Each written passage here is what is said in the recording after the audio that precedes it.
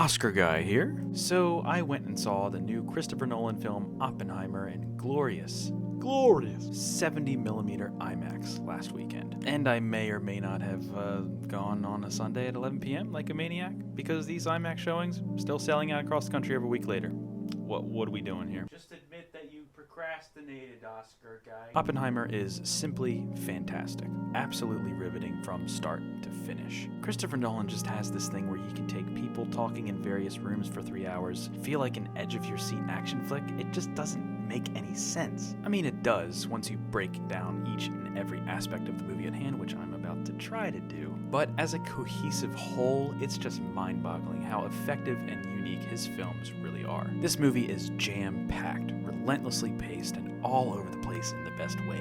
Ace. It is told in a Nolan trademark non-linear fashion, not in a Pulp Fiction sort of way, but more of a Social Network with 4 shots of espresso sort of way. But the film's impeccable editing, sharp screenplay, monumental performances, and incredible musical score and sound design bring it all together into an experience like no other. Additionally, it defies genre to an extent and defies even storytelling perspective as well. Scenes shot in color are from Oppenheimer's first-hand perspective, and segments in black and white are told from the objective point of view that we're typically used to. The realization of this makes the overall narrative more engaging and thought-provoking. Is Oppenheimer truly a reliable narrator without technically even being a narrator? It really brings us into the inquisitive mind of the man before and after the jaw-dropping Trinity test sequence. With a wide array of vignettes of scientific transfigurations and at times harrowing imagery, it really is something else. There is also a lot, and I mean a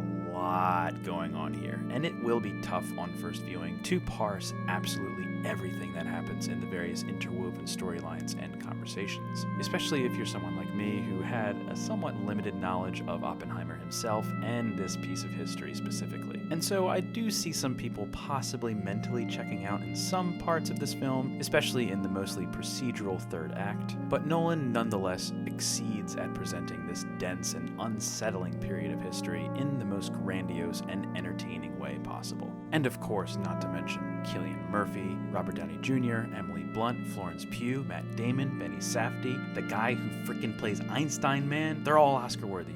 All of them. Truly an incredible ensemble of performances all around, lifting this already compelling film to the next level. I could talk about Oppenheimer way more, but I do need to see it again very soon because it is hard for me to stop thinking about it. That final stare that Oppie gives, that was my stare in the car on the way home at 2 a.m.